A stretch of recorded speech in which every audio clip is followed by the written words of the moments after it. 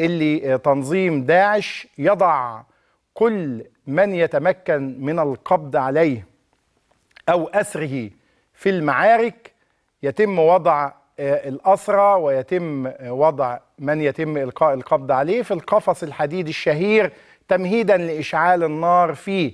فهتلاقوا المشاهد اللي انتوا شايفينها، أسرة العروسين ابتدعت هذه الفكرة بأنه حتى بعضهم ارتدى أقنعة شبيهة بأقنعة داعش، وصمموا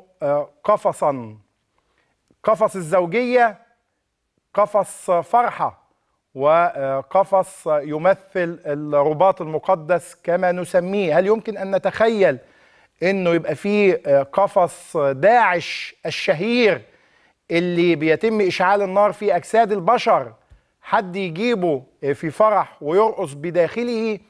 هنناقش العروسين بعد قليل في هذه الفكر أيضا في أول ظهور لهما بعد أن تم انتشار هذه المشاهد، وهنشوف كمان معاهم أعضاء العائلة اللي ارتدوا أقنعة شبيهة بأقنعة داعش.